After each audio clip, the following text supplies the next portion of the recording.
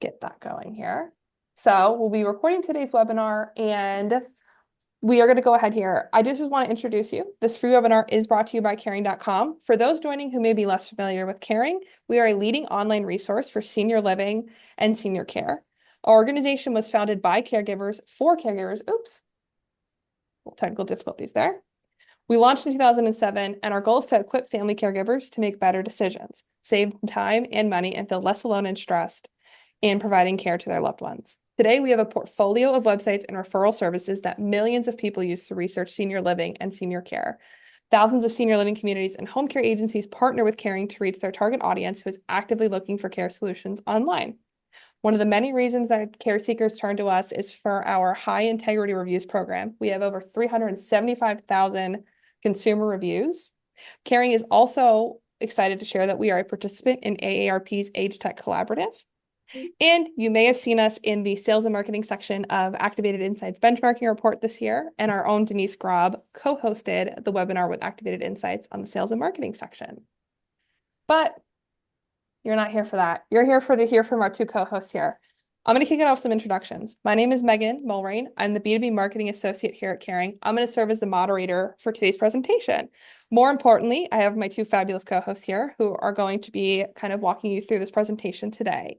Marissa Snook is the CEO and president of CoreCubed, which is a full-service advertising firm exclusively dedicated to the sector. She's worked in advertising and marketing for over 20 years with a focus on in-home care marketing since 2005. Marissa leads a diverse and talented team whose bench strengths include decades of home care advertising experience, digital marketing expertise, and content and search marketing education and certifications. Becky Reel, our other co-host, is the owner of Real Home Care Consulting. She has over 15 years of experience in corporate marketing and operations for well-known U.S. brands. Becky left the corporate world to take over her family's home care business in the Chicago area. Subsequently, she scaled it to become the #1 rated agency in North America by Activated Insights, also formerly known as Home Care Pulse, increased revenue by over 300% year over year, and sold the business to a private equity firm after 10 years. Today, she helps other home care business owners provide high-quality, personalized, and compassionate care for their clients while growing their businesses at a sustainable rate, but also maintaining a work-life balance. And with this, I'm going to pass it over to Marissa. Thank you so much. All right, let's dive in. What is consumer-driven marketing? It is informed decision-making. It uses customer insights data to determine what messages are going to best reach and engage target audiences. It involves understanding the needs and desires and motivations of your target audiences and crafting marketing messages that resonate with them. Understanding consumer behavior, I would argue, is the cornerstone of effective marketing. And this knowledge is best learned from consumer data, glean that information from analyzing that data. Too many people that I talk to in the care industry focus on what they think they know about consumer behavior or what their personal instincts are. But by gathering and reviewing these insights and advertising performance metrics, you can develop targeted campaigns that resonate deeply with your audience, which are then going to drive higher engagement with the campaigns and ultimately, of course, lead to more business. See if I can change the slide. I'll get it eventually. There we go. Leveraging consumer-driven data points is vital for care companies that are looking to optimize the return on their advertising investment, which of course everybody is. So here's some data. According to a McKinsey & Company survey, data-driven companies are 23 times more likely to outperform competitors in customer acquisition, 19 times more likely to have above average profits, and 2.6 times more likely to see a higher ROI. I mean, this data is nothing to sneeze at. It's pretty significant. And it really shows that embracing data for marketing decisions is paramount to growth.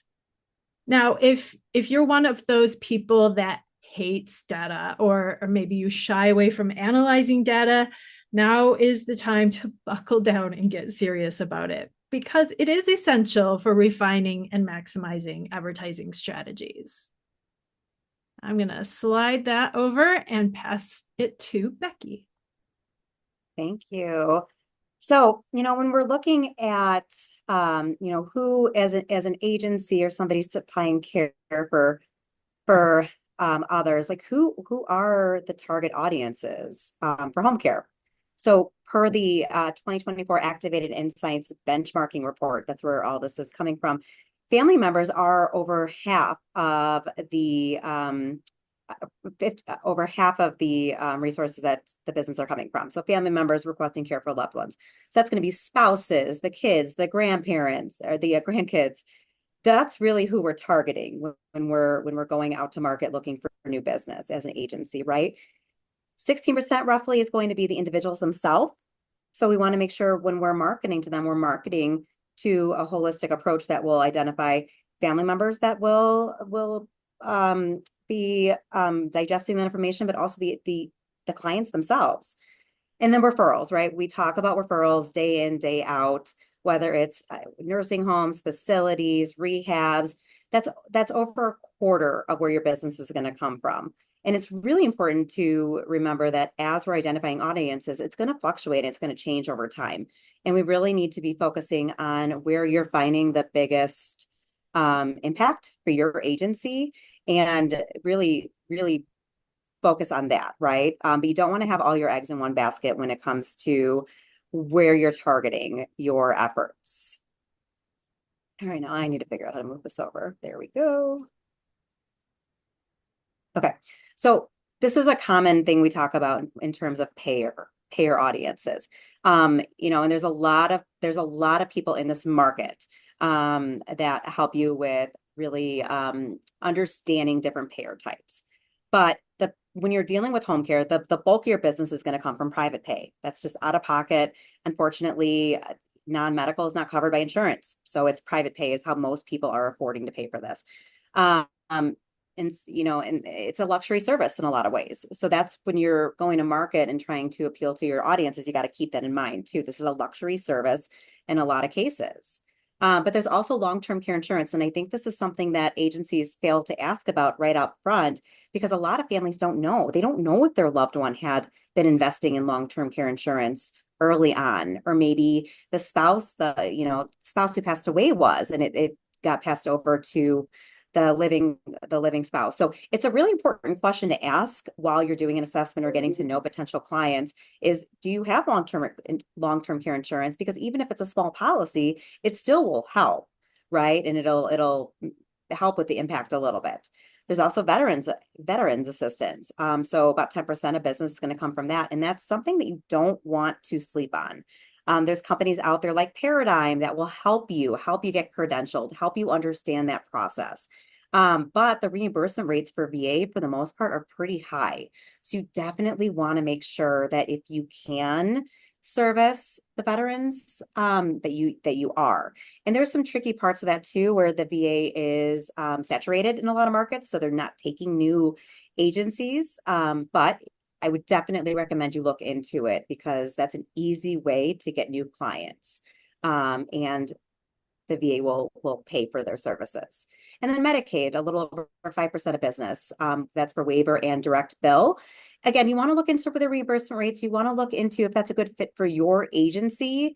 And you want to have a good mix, a good payer mix, because you don't want to put all your eggs in one basket, but you definitely want to focus on where you're making the most money as an agency and where you're not stressing your agency out too. So if VA, for instance, is causing more stress, more operational hurdles for you, maybe you don't spend as much time focusing on that and you focus more on the private pay market.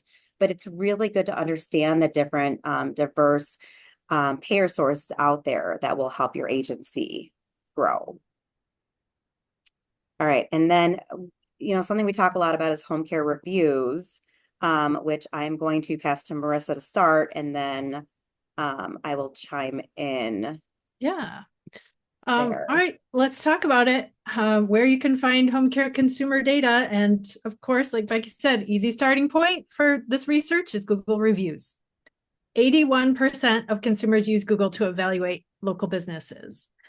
And for care decisions, of course, a lot of consumers are looking to sites like caring.com for reviews and recommendations. these reviews offer extremely valuable insights from real customers and employees, and they can reveal preferences, they can reveal pain points that can be addressed in your advertising campaigns. So look at your own agency's online reviews, see what people are saying about you. If you feel a little defensive about anything negative that was said, why not turn that negative feedback into something positive for your agency by digging deeper into why that person felt that way, or what went wrong and what steps can you take to fix it so it doesn't happen again. Look at competitor reviews. You can gauge trending problems that your agency might be able to solve for unhappy clients, or if there are ways that you can improve to meet consumers' needs in your market better. And now I'll pass it to Becky. I know she's got some insight into this as well. I love reviews, guys. I think that there is, if there's one area from a marketing perspective that's going to cost you no money and that's going to really help impact your business and help build culture even, it's reviews. And I think, I know when we started, the background was that I took over my family's agency, and just very quick story. I remember when I came in, again, I have a marketing background. I came in, I'm like, we have to get on Yelp and we have to get on Google reviews and we have to have reviews everywhere. And I remember my mom being very, very against it and did not, because we live in a world where people just go and write bad reviews very easily. And, people don't really read deeper into that. And my mom was very scared that we were going to get all these bad reviews. And my case was, just by not being present on these sites, you're missing potential opportunity.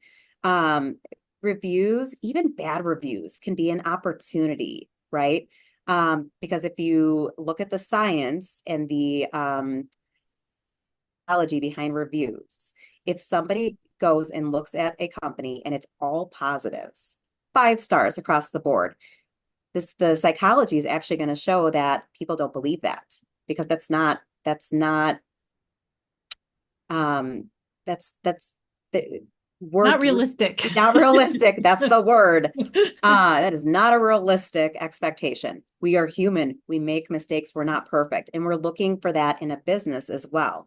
Does that mean that we want all negative reviews? Absolutely not. But it's okay. It's okay to have some non-perfect reviews.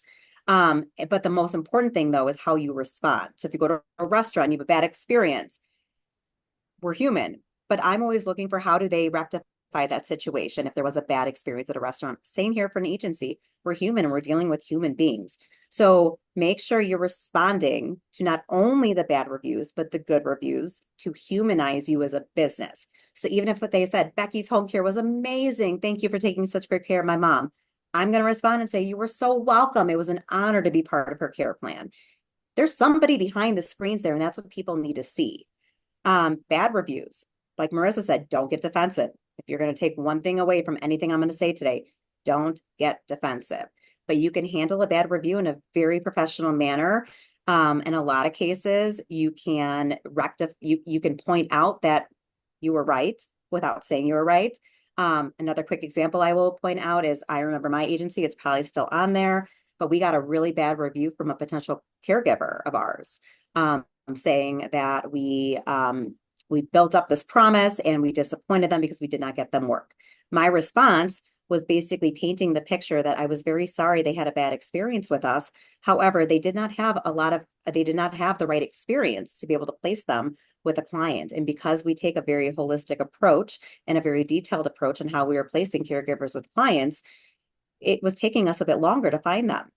So what I did is, I was telling a story as to why we were not placing this person with a client. It was telling potential clients that we're very thoughtful about how we're placing people. And so that bad review ended up actually being very positive for us. So there's ways to make a bad review good. So just keep that in mind. Don't get discouraged. Take a deep breath. Sometimes you have to sleep on it, because we can get very heated up in those moments. Don't do that. Take a breath. And just make sure that you're very calmly explaining without going into too much detail, and then leave your phone number and say, I'd love to chat with you more about this, and see if we can figure out a way to fix this for you. Humanize these reviews is something that I'm going to very much recommend you do. Move over. think I need control. I lost, oh, there we are. So on that same note, when, we're talking about connecting and consumer data, and satisfaction surveys, right? And reviews, they all go hand in hand because it's all about connecting and humanizing who we are. So outside of reviews, customer satisfaction surveys are so, so critical. So Activated Insights, formerly Home Care Pulse, has the gold standard in our industry. If you're not involved with them, I highly recommend you start looking into them. That's actually how my agency got rated to be the #1 agency in North America, was through these surveys. And what's really cool about it is it's not an award that people nominate you for. It's an award that you're awarded based on client and caregiver feedback, right? So that's what meant a lot to me about these awards. But more than anything, the surveys that are tied into that, we were able to gain so much valuable insight into our clients and our caregivers, what we were doing well, but what we weren't doing well.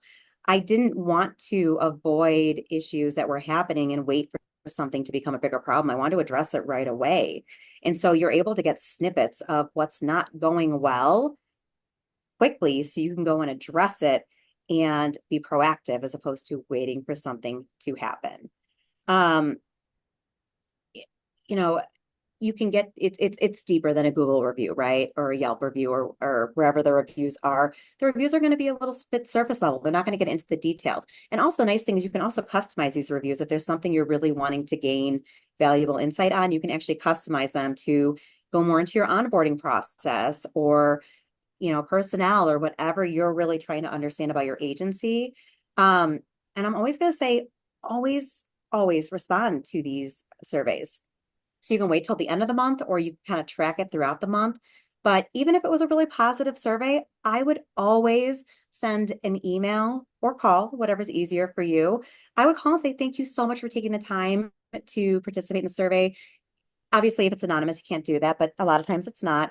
And just say, we really appreciate it. Even if there's nothing you can do with it because it's all positive, thank you, right? Because people want to know that people are actually reading their survey results. I'm in a hotel right now. I know I'm going to get a survey after I go home. I don't typically do those surveys because when I do, I don't receive any kind of feedback. So I'm like, is anybody actually reading this? Is this worth my time? So if you reach back out to your client or your caregiver and say, thank you for spending the time and we appreciate your insight. We're glad you're having such a great experience with us. At least they know that went somewhere. And then same for the negative. If they said they had a really poor onboarding experience, as an owner, as somebody on that team, pick up the phone. We live in this generation where we're so afraid of picking up the phone, right? I don't like doing it either. But we want to connect with our clients and our caregivers. Pick up the phone and just say, hey, I just read through your survey response and I'd like to dig a little bit deeper. Do you have a few minutes to chat and have a conversation? Again, they're going to know that feedback went somewhere, and they're going to know that you either are identified what the issues are and you explain maybe why things are the way they are, or you're going to try to work on a way to resolve or fix or make it better, whatever it may be. Maybe there's something you can do about it, but at least you're having a conversation and removing that layer of business and personal, right? We want to make sure we're connecting and humanizing what we do. All right, I think I need to go to the next one. I don't have controls. Megan, if you could move me over, that'd be great. Thank you. Still me. So when we're talking about data, right? We're talking about the data from reviews. Something we should really be taking a closer look at is CRM. So customer relationship management system. And, are you using that data that's being given to you? How are you using it? Are you using it to understand consumer behavior? Marissa was talking about how, she loves the data. I don't love data until I can tell a story from it, right? Until there's something actionable I can take from that data. And from a home care's perspective, there is so much data and there is so much you can do with that data to help grow your business. So one thing I will say is agencies that really use a CRM and track their inbound inquiries, they have a much higher return on their investment than agencies that don't. And you can see the number right there. And that's coming from the Activate Insights benchmarking report. But what's so neat, because we don't say neat enough, but CRMs can actually track referrals from partners. And that right there gives you a really good sense in where are you getting your business from? Where should you be nurturing those relationships more? Where's really not a good investment to nurture your relationships? And I see a few of my clients on this call, and these are things we talk about, is how do we build relationships with referral sources and which ones are we getting the biggest return from? But that's a great thing about CRMs is right there, that's tracking it for you. You can pull a very quick report and see, okay, how many leads have we actually gotten from this hospice company? How much money have we actually generated from this hospice company, right? Compared to this other one. If we want to do an event together, which resources are we really pulling the most referrals from? Who would be the best partner for that? And things like that. There's just so much data in our CRMs that a lot of agencies I see are not fully utilizing that you can really use to help grow your agency. And they also integrate with other marketing efforts like nurturing campaigns and social media. So they could actually put new emails into your MailChimp or Constant Contact or whoever you're using for your email system. Social media, obviously. And one thing I will say when it comes to nurturing campaigns from an email marketing standpoint is this industry is really about timing, right? Someone might reach out to you for care for their mom or dad, but the timing might not be right. Or maybe they're too overwhelmed. I don't know if you get like this, Marissa, but like sometimes I just get too overwhelmed with things that are coming at me. And I'm like, okay, I'm going to put this on the back burner, right? Or the pain is just not deep enough for me to take action, right? And so like, I'm not ready for home care for my loved one, but I know I'm going to need it on the horizon. By you nurturing me, by you sending me email campaigns, whether it's newsletters, events that are coming up, just announcements in your office. And same thing with social media, just like, let me know what's going on in your office. At least I'm like paying attention that yes, you're still there and I'm going to need you in the future, but I'm just not ready yet. But then when I am ready, you're going to be top of mind because you've already been nurturing that relationship with me.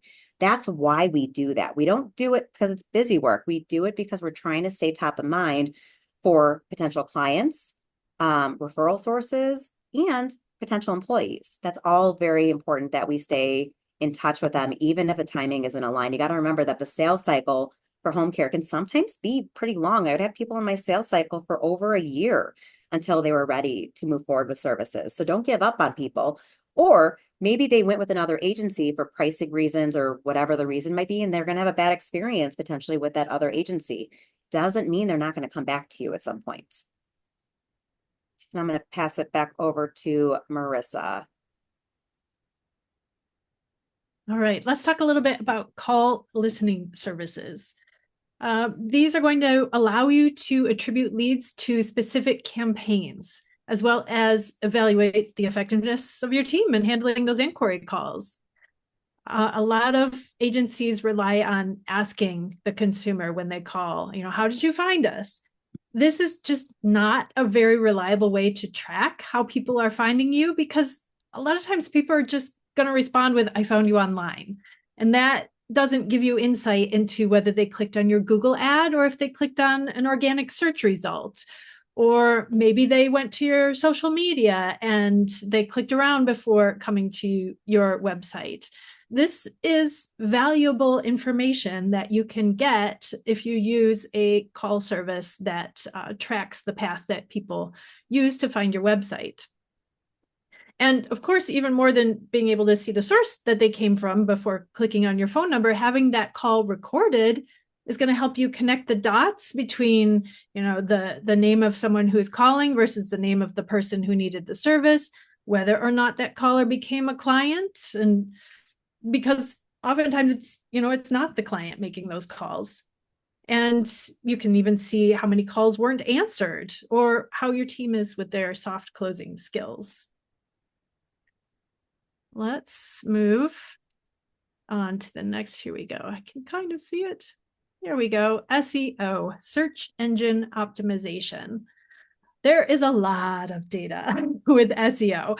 These top 4 things listed here on this slide: organic search visibility, keyword performance, organic traffic, and conversion actions. These are all things that can be tracked for your website in Google Analytics. It's arguably the most important marketing measurement tool you can have hooked up to your website. Now, if you don't know if you have Google Analytics hooked up to your website, maybe this is the first time you've even heard that word, ask your web developer to hook it up for you.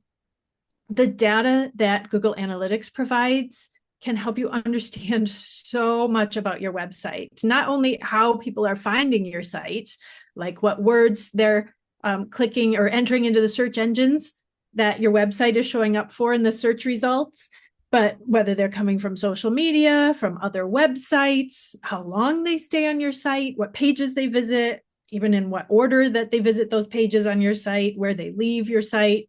If links are broken on your site, it will tell you that, how fast the pages are loading. I mean, on and on and on. There's so much data that is going to help you tweak your website to work better for consumers. And if you work with a partner that really understands how to optimize your site for search engines, they can use this data to help you make your site show up higher in the search results as well. Return on ad spend, ROAS, via call listening. We just talked about several ways why recording and listening back to those calls is going to help you, but it also allows you to see which digital channels are bringing in the most qualified leads. For example, maybe your Google ads are only bringing in people who are calling for work and you want more home care client leads. Tracking through a call listening service is going to help you understand that. All right, let's talk about pay-per-click. This is Google Ads or Google PPC, all the same thing. If you choose to market using Google PPC, it's going to be very important to monitor the following metrics. So click-through rates is how often people click on your ad versus impressions. Impressions is how many times they see your ad. Cost per conversion. This is how much ad money it's going to cost you to get a person to take an action that you want them to take. Often that's called a conversion. And this is something like filling out your contact form or clicking on the phone number on your site to call you. Cost per click is how much ad spend it costs you to get a click through to your website from one of your ads. And lead attribution shows you the marketing channels and campaigns that had the intended effect on your customers. So if you pour thousands into your PPC ads and you see, you know what, I get the most leads from my blog posts instead of the paid advertisements, you should change how you prioritize your marketing channels for your ROI. And the ROAS via call listening, we talked about its importance with SEO. And the same applies, of course, with Google pay-per-click or PPC. Social media. I think it's a common mistake that people make with social media is not using the data that's available out there to evaluate what's working, what's not working, what's not resonating with people, even what time of day or day of the week is best to post for maximum engagement. It's more common if people are advertising on social media to evaluate their data, but don't forget about those regular posts. There's a lot of value into looking into that data as well. And there's plenty of paid tools out there for evaluating all of this information. And some of the social media platforms like Meta, which is Instagram and Facebook, those provide you with built-in data tools. Use this data to do more of what works when it works best and is going to help improve your return on investment.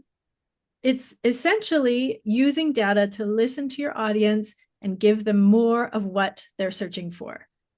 And don't forget to examine metrics specific to each channel, YouTube, Facebook, Instagram, LinkedIn. Look at the likes, the shares, the comments, engagement rates, and you can gain insights into your audience's preferences and behaviors.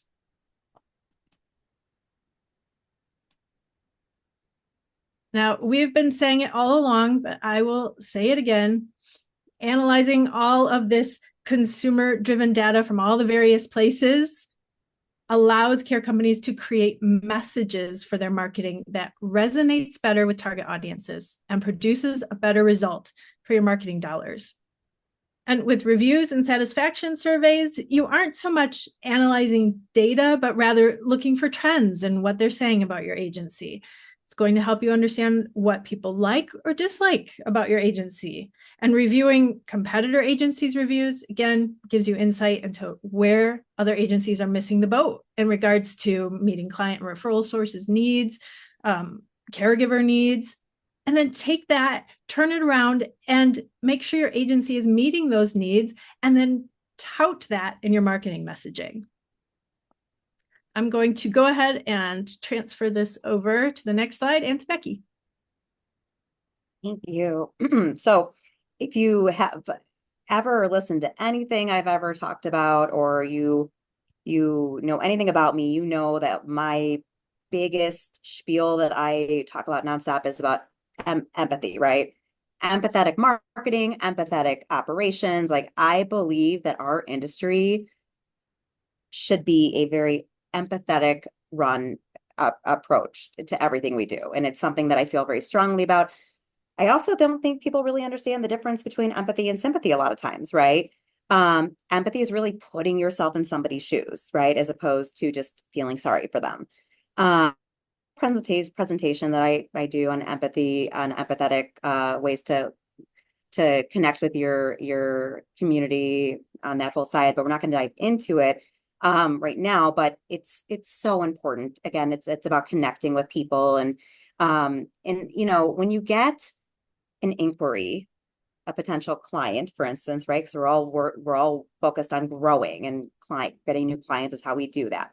It's really important to take a step back, right? And you got to understand that when someone's reaching out to you for services, they're probably going through something. They're not in the right mindset to have in a lot of cases, I mean, everyone's different, but like, you got to try to have some perspective on what they're going through. And honestly, like, when I would have perspective calls, I didn't do a lot of talking. Sometimes they just need somebody to talk to, right? And so you just let them lead the conversation, but have some perspective into what they're maybe going through. Maybe their spouse just got diagnosed with a terminally ill disease, and or you know, their mom or dad is on hospice. Like, there's just so much going on. And when you own an agency, you're working in an agency, like, you're dealing with it day in and day out. So you're kind of a little numb to it sometimes, right? So it's important to remember, take a step back, remove any judgment. That's, you know, if they're being rude or short or whatever, like, probably has nothing to do with you. They're probably just, they have a lot on their plate. And just let them talk and let them communicate. And it's okay to have emotions. I mean, I remember early in my corporate years, I remember I had a boss tell me not to use the word feel. She's like, it makes you look weak. We're not here to talk about feelings. Do not say, I feel this should be this way. And that always stuck with me. And I really, when I came into this world, this home care world, and I started using the word feel, it felt kind of awkward for me to say, like, I feel for you, or my heart's with you, or whatever, is a human way of connecting with somebody. And I realized that's what set us apart, though, is that I was able to use those terms, and that I actually did care. And the empathy that was allowing me to build that rapport with initial clients and even caregivers is how we grew so much in our community. And I think that agencies often look over that, and we're focused on business, ROI, all of the buzzwords that we're trained to know. But at the end of the day, they're still human beings that are looking for services or looking for work. And it's our job to take care of them and connect with them. So make sure when you're getting those inquiries, whether it's a client or caregiver, you take the time to really connect, use empathy, and communicate, because chances are that's how you'll probably close those potential clients and bring on new caregivers. If someone could, Megan, if you could move me over to the next slide, please, because I don't have the. Thank you so much.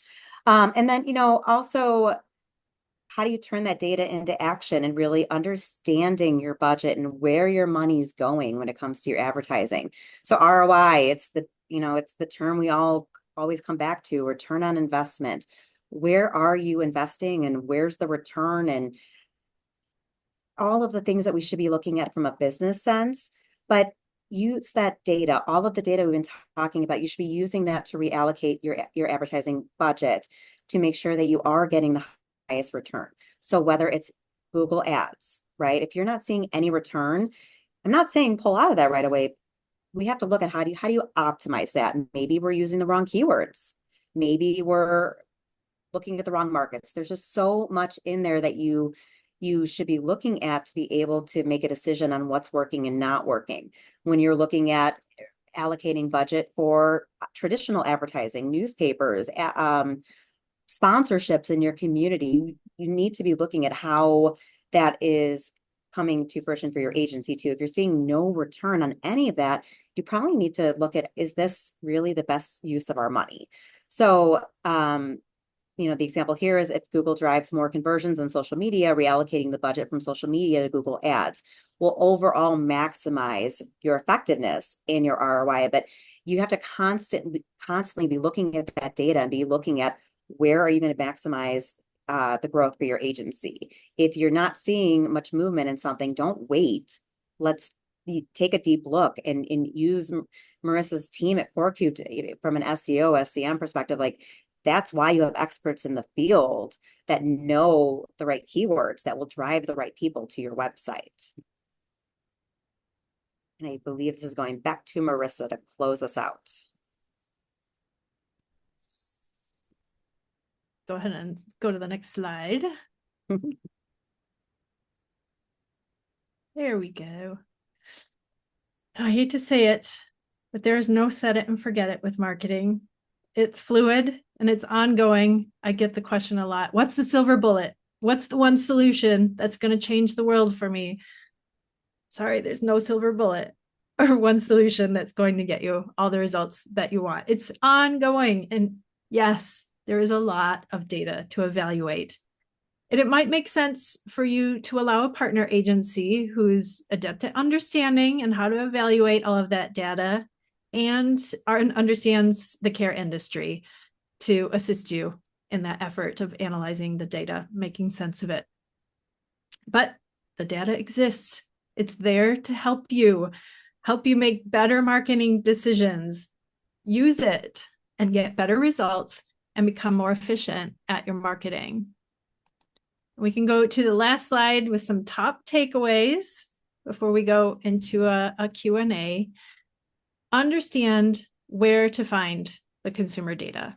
So consumer data sources, Google reviews, customer satisfaction surveys, call listening services, SEO, Google Ads, pay-per-click, social media, and other advertising channels. Know how to use it. Home care consumer data can be used to improve advertising campaigns, measure your ROI and ROAS, create and refine messaging that resonates with audiences and improves inquiry management, and a lot more. Consumer data helps you market your business better and more efficiently. Embrace it, and you can make a lot of positive change for your advertising strategies. And we can go to the next slide. Perfect. Well, thank you, Marissa and Becky. That was fantastic. And I definitely feel like I learned a lot about ways that you can use consumer data in different areas. We have been getting a few questions from the chat and from the Q&A. Reminder, you have a question, please ask it. The first question was, what is the best CRM software to use? I'll let you take that one, Becky. You're not going to like this answer. There's so many. It's going to depend on the size of your agency, your budget. There's so many. I mean, I'm literally at a WellSky conference this week in Denver. WellSky's a big one. There's CareSwitch. There's so many. If you would like to reach out to me, I'm happy to kind of chat with you about what your biggest needs are. And integration. I mean, a lot of them integrate with different softwares. So it's really, I can't say what the best is because I work with them all, but there's some that are better than others. Some that are meant more for smaller agencies and bigger agencies. So can't give you the exact answer I know you want. There's lots of options out there. So feel free to, if you'd like to send me a message, I'm happy to give you some options and talk you through like the pros and cons. Love that. And then, are there any software tools that help you record and analyze your marketing data? Again, there's lots for that as well. Google Analytics is going to be probably the biggest one. If you're looking at analyzing social media tools, there's a lot out there that go across the different platforms. Hootsuite is one that jumps to mind as one that's been around for a really long time. Agency Analytics is kind of a big software tool, but it helps you sort of pull data in from different places. It pulls in the reviews, it pulls in your social media, and it pulls in all of your SEO and PPC information as well into one area. So those are some ideas. Right. And then how can you best handle being an agency that pays significantly less than most other agencies? I think, do you want me to go, Marissa? Yeah, go ahead. So I think it's, there's a book, and now I'm going to blank on the name, by Simon. Amy knows it because I gave it out at my last conference. Simon Sinek? Simon Sinek, something about why, right? Like the power of why or whatever.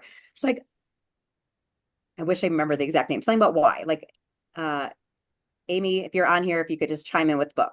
But, I think for me, I would want to understand why that was your angle, right? Because that's important to understand, like from a marketing perspective, because thank you to Cameron. It all starts with why is the book. And so for me, this is a lot of the basis of like why I coach and how I coach is to understand there's always a why. When you communicate anything to a client or a caregiver or anybody, it's important to explain the why behind it. So again, you can humanize and explain. A lot of people don't understand from an agency standpoint, like why you do what you do, but there's usually a reason, right? Or I hope there's a reason. Thank you, Denise, for including the link for Simon's book there. But in this case, I would want to understand why that was your angle, because there is probably a reason. Sometimes it's, it's because you're Medicare based and the reimbursement rates are lower, right? So, how can you best handle being an agency that pays significantly less? Well, to me, I would hope there'd be other benefits for the caregivers then beyond pay, which usually it is. Everyone always thinks it's pay is the number one reason caregivers come to you. It's not actually. It's culture and respect. Pay is important. But if I'm going to give you a very short answer, which I feel like I'm talking a lot, so it's not a short answer, but my short answer is identify the other positives that you give your caregivers, like more of a supportive environment or educational pieces or growth opportunities or whatever the case may be to offset paying lower than other agencies. Marissa, anything you want to add to that? No, I think that's a perfect answer for that. Love I that. hope that helps. Okay, we have a couple versions of this question, which is like, what are your suggestions for different like marketing tactics that an agency can use to get new clients? Obviously, besides partnering with caring.com and having us help you. But both of you, either of you, a couple of people have asked a version of this question, so I would love to hear what other strategies you would recommend. Yeah. I can start, Marissa. Yeah, go ahead. So this is what I do. I work primarily with like new agencies, startup agencies, or agencies kind of, in the first 5 years of business to understand their identity. When I stepped into my family's agency, they were a few years in, and it took us a few years to like really understand who we were as an agency. And I think any new agency takes some time to figure that out, is who you are in your market. There's no matter where you are, I don't care where you are in our country, there's fierce competition, right? There's hundreds and thousands of agencies. And at the end of the day, you all do the same thing at the core. We all do the same thing, right? It's home care services. But what is going to set you apart? And it can't be that you're family owned. If you tell me that, I'm going to say, no. There's more. There's something deeper, right? And so when you're a fairly new agency, I think it's important to understand who you are and make sure that you're working with Marissa's team or Port Cubed in general to identify, make sure your website clearly identifies who you are and what is making you different. Because a lot of times people are making a very quick decision as to who they're going to move forward with an agency, and there needs to be a story there. There needs to be a connection and a humanization as to why I'm going to go with this agency versus another agency that's essentially doing the same thing. And a lot of times it's your people, right? You hire really good people, you take care of your people. It always doesn't come down to the people as to what makes you different. But Marissa's team is so great about making sure that that is very live and vibrant on your website and your marketing material. But that's what I would suggest from a fairly new agency. Also really working on your community connections. Your community is how you're going to grow, right? Beyond the facilities, the nursing homes, all of those connections that we are initially drawn to connect with. It's also the realtors, it's the bakeries, it's all the people that are going to be sending you referrals. Build a connection in your community. It's going to be my number one piece of feedback. Start following your community on social media. Start liking their stuff, commenting, make sure they know who you are. Start building relationships with people in your community. It's going to be really important for a new agency, an agency that's struggling. Any advice from you, Marissa? Anything you'd like to add? Yeah, I mean, definitely agree with Becky that you got to start with that brand and identifying who you are and why you do what you do, what gets you out of bed in the morning.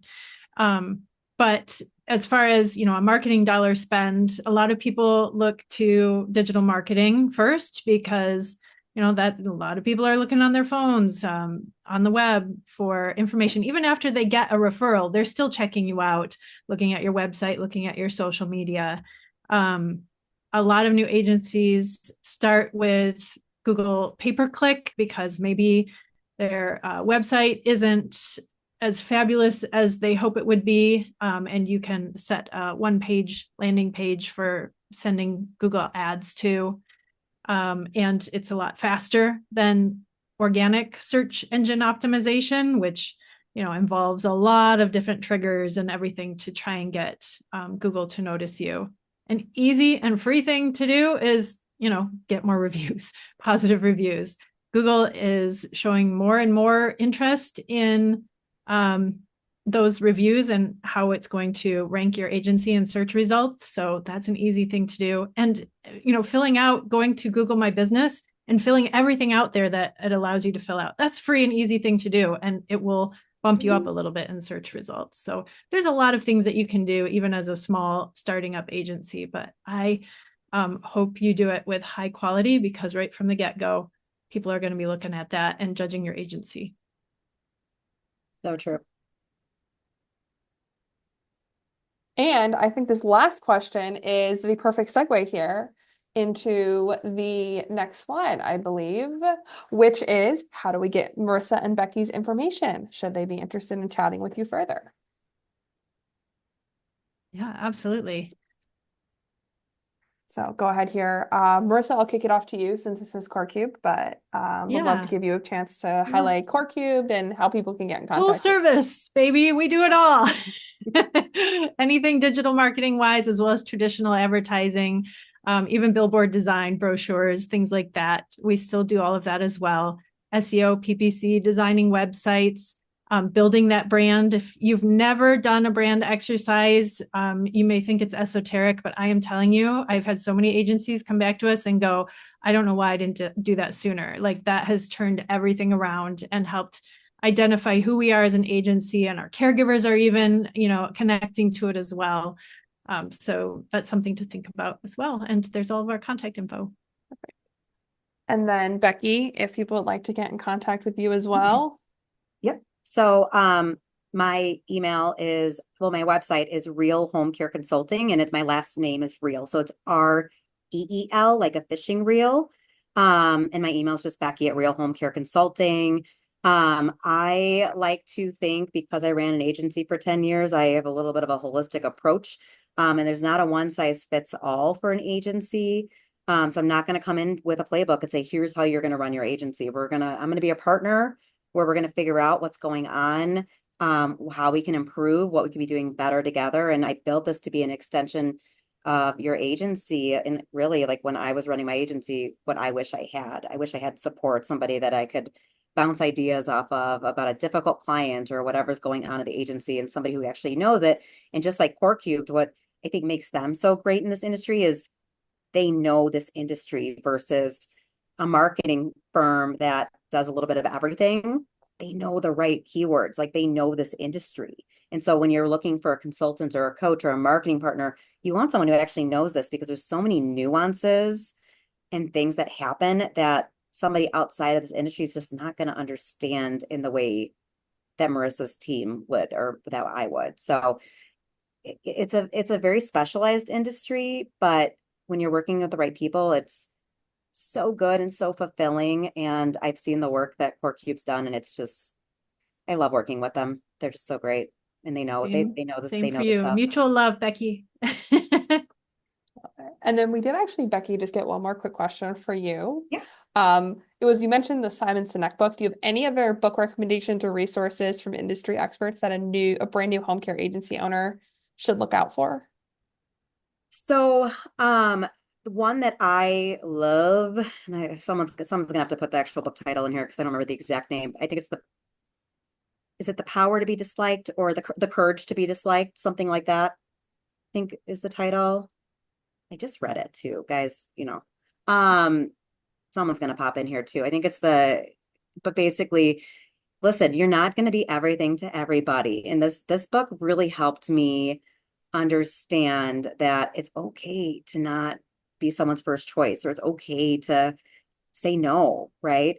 There's power. You get power back when you say, sorry, we're not the right fit for you, or I'm sorry, we don't think we can help you because I don't think that we are on the same page, right? So that book really helped me understand that it's okay.